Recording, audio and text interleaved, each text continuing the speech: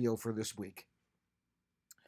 We left off talking about there being three kinds of plate boundaries, three main kinds of plate boundaries. Convergent plate boundaries, where two plates push together. Divergent plate boundaries, where two plates pull apart, such as at mid-ocean ridges, where new seafloor is formed. And then transform plate boundaries, where plates slide next to each other. In all three of those cases, stress builds up, producing earthquakes.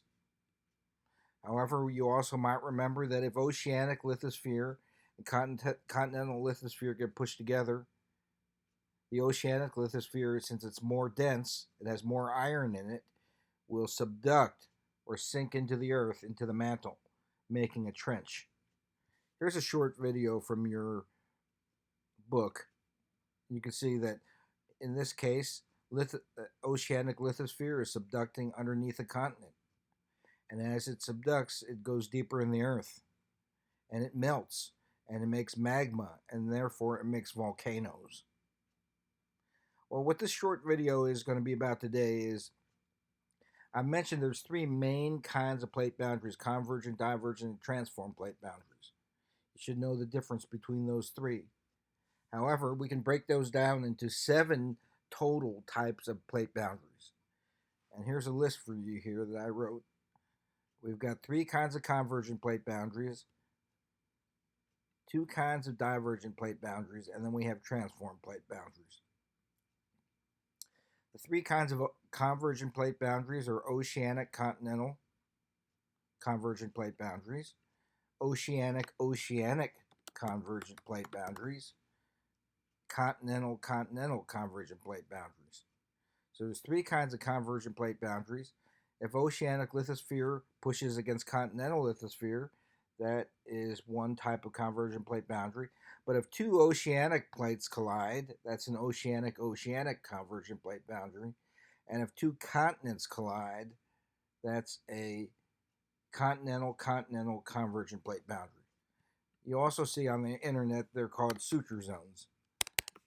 So if you see this term, don't get confused by it. A suture zone is a continental continental convergent plate boundary. There's 2 kinds of divergent plate boundaries where seafloor spreading occurs, like Harry Hess and Robert Dietz described, where 2 oceanic plates diverge and new seafloor is formed in the gap in between at the mid-ocean ridges. And the second type of divergent plate boundary is when continents break apart. So if a divergent plate boundary occurs underneath a continent, it could break apart the continents. And we'll also talk about transform plate boundaries, where plates slide next to each other. So let's go over those one at a time. So take out pen and paper and write this stuff down, because it's going to help you a lot. First one we're going to talk about is an ocean, and you could do this too. If you don't understand something, go to Google and type in these and see what they look like. The first one we're going to talk about is an oceanic continental convergent plate boundary. We've already talked about it before, but let's do it again. If oceanic lithosphere, as you can see here, pushes against continental lithosphere, as you can see here, the oceanic lithosphere subducts into the earth, into the mantle. And that place where it subducts is marked by a deep ocean trench. And what that produces is, ladies and gentlemen, is a volcanic arc. So volcanic arcs are associated with oceanic continental convergent plate boundaries. A volcanic arc is a chain of volcanoes along the edge of a coastline produced by the subduction of oceanic lithosphere underneath the continent. I'm going to give you a few examples to remember for an oceanic continental convergent plate boundary. Imagine that this is our Pacific Northwest, Washington and Oregon and Northern California. Well, off the coast of the Pacific Northwest, we have oceanic lithosphere subducting underneath the North American continent. And that has produced a chain of volcanoes along the edge of our Pacific Northwest. Anybody know what the mountain range is called? I'm guessing that not many of you are from the Pacific Northwest, but what is it called? It includes Mount St. Helens that erupted back in 1980. It includes Mount Hood. You can see it from Portland. Mount Rainier. You can see it off from in the distance from Seattle. The Three Sisters Peaks in Northern California goes all the way into British Columbia. Mount Garibaldi. You can see from Vancouver. What's the name of that mountain range? It's named after a dishwashing detergent. What is it called? It's the Electrosol Mountains. No, it's the Cascades. The Cascade Mountains are formed at an Oceanic Continental Convergent plate boundary. The other example I can give you is the west coast of South America. The same thing is going on there, where oceanic lithosphere is subducting underneath the South American continent, producing that long mountain range off the west coast of South America, all the way from Colombia down to Chile. What's it called? The Andes Mountains. So those are the two main oceanic continental, those are our two examples of oceanic continental convergent plate boundaries. Now let's take a look at the second type of plate boundary, which is called an oceanic convergent plate boundary. What happens if two oceanic plates collide? Let's take a look. Well, here it is, ladies and gentlemen. You can see what happens if two oceanic plates collide. They're both heavy, right? But one is going to be heavier than the other, because one of them is going to contain more iron than the other. Therefore, one will subduct. You're still going to get subduction with an oceanic convergent plate boundary. It'll be marked by a deep ocean trench, as it always is. But instead of making a volcanic arc, which is a chain of volcanoes along the edge of a coastline, you're going to make a chain of volcanic islands. And this chain of volcanic islands will be separated from the mainland by an inland sea. I'll give you a few examples of that. Most important one is Japan. You have an oceanic convergent plate boundary there, and the Japanese islands going from Hokkaido to Shikoku to Honshu to Kyushu, those are part of an island arc formed by an oceanic convergent plate boundary. And this would be the Sea of Japan. And this would be this would be China and Korea on the continent itself. Another example that I can give you is the Philippines. The Philippines are a chain of volcanic islands formed by an oceanic convergent plate boundary. And then you have the Philippine Sea and then the mainland Asia right over there. Or the Aleutian Islands up in Alaska are formed by an oceanic convergent plate boundary. You've got the Aleutian Islands, then you've got inland sea, and then mainland Alaska. Those are examples of an oceanic convergent plate boundary. Please don't forget, oceanic convergent plate boundaries form island arcs, a chain of volcanoes. The third type of convergent plate boundary is called a continental convergent plate boundary. Let's take a look at it. This is what happens when two continents collide.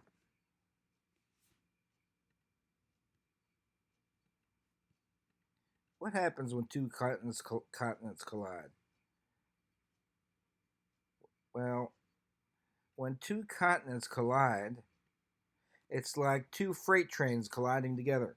But both of the continental lithospheres is not dense enough to subduct. So you don't get subduction. When two freight trains collide, what happens? They crumple up together like this, making a mountain range. So when two continents collide, they collide, make a mountain range, and that mountain range glues together those two formerly separate continents. I'm going to give you two examples of that. The first is India.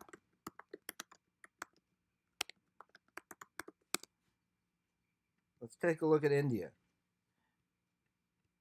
Okay, I'm going to see if I can get a bigger picture of this for you here. India. Okay, here's India. It used to be an island 71 million years ago, more than 1,000 miles away from the continent of Eurasia. Eurasia includes Europe and Asia.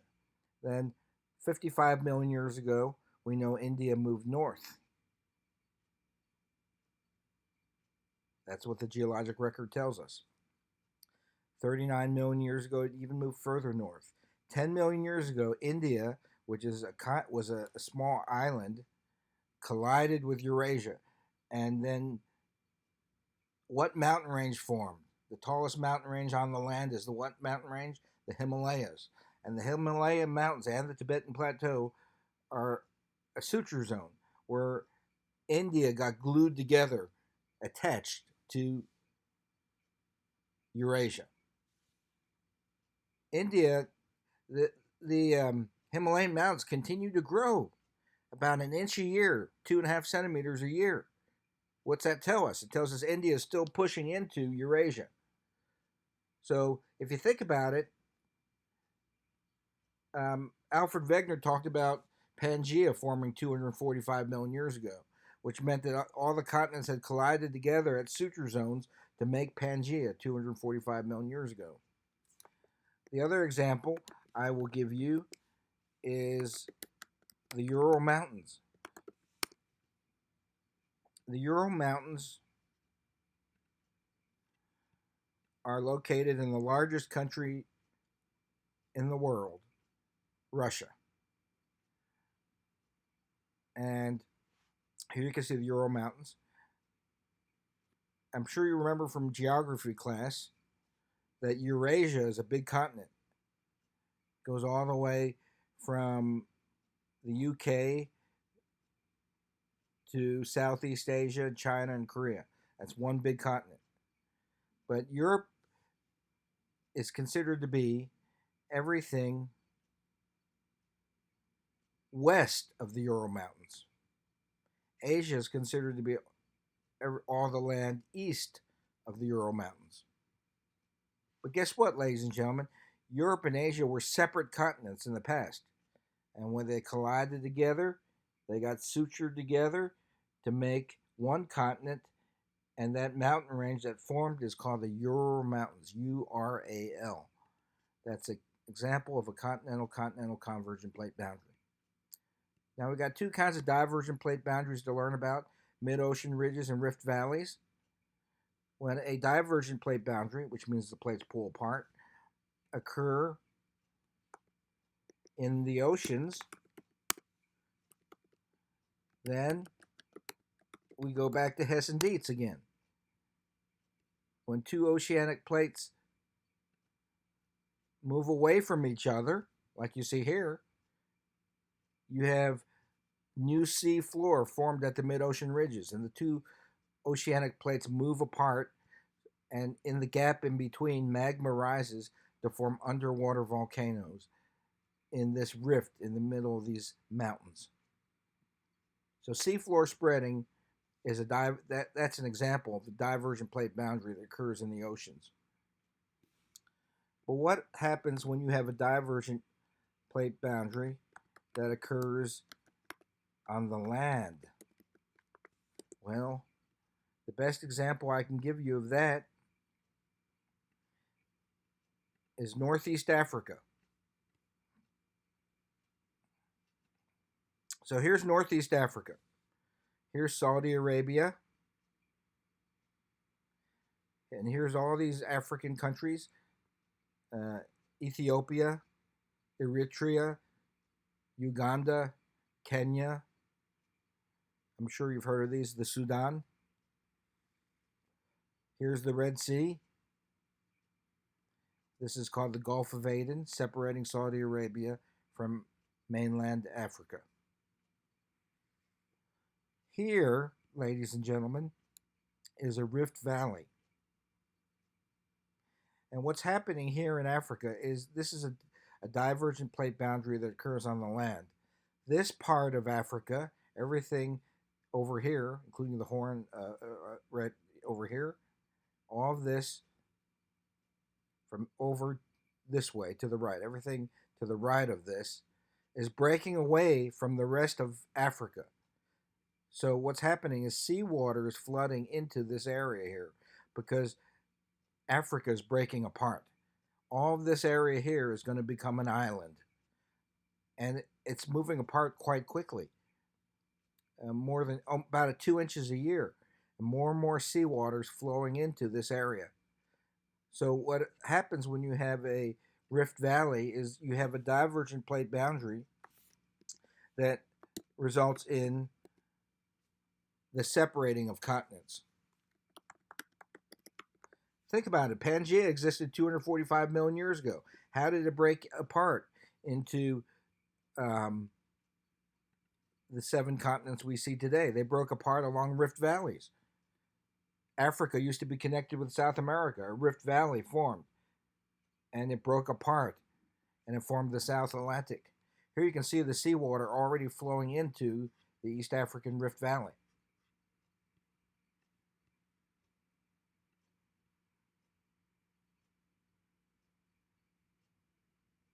Let me show you what these mountains look like. I mean, what a rift valley looks like.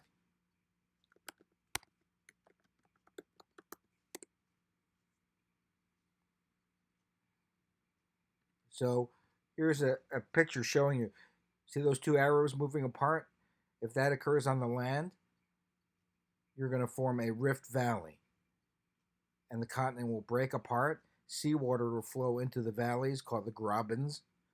Some of the land will still stick up. Those are called horsts.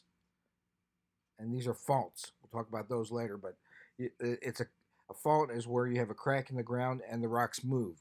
Here you can see this side moved up, this side moved down, this block moved down, this block moved up. Horsts and grabens are form rift valleys. Lastly, let's talk about what a transform fault is. And the example I would like for you to remember is the San Andreas Fault. The San Andreas Fault is a transform plate boundary. 2 plates are sliding next to each other. Let's take a look at California for a moment. See this red line here? I went to the University of Southern California. California, all Californians know about the San Andreas Fault. That's what this red line is. And what's going on there is you got 2 plates sliding next to each other. Everything to the east of this red line, including Tennessee, is on the North American plate. Everything to the west of the San Andreas Fault is on the Pacific plate. So this is the Pacific plate over here. Los Angeles, therefore, is on the Pacific plate, whereas San Francisco and San Jose are on the North American plate. Every time there's an earthquake, everything east of the North American, of the San Andreas Fault, moves this way to the southeast. And everything west of the San Andreas Fault, including LA, moves towards the northwest. So, let's take a look and see what it looks like if you go to California.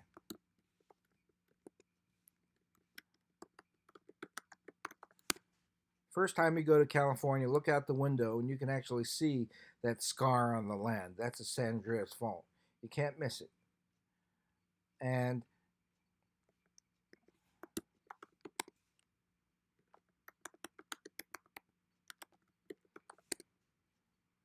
let me show you something real typical in California. Here you can see some San Andreas Fault. Look what happens after an earthquake. Look at this row of crops. It doesn't match up with this one over here. This side moved this way, and that side moved that way. Same thing here. Look at roads in California after an earthquake. This used to be one road that went straight. That part of the road went that way. That part of the road went that way. We'll be talking more about earthquakes later on, but you can really see it if you look at fences. Look at this fence here. this part moved this way. Oh, Holy Mother of God. Let's see.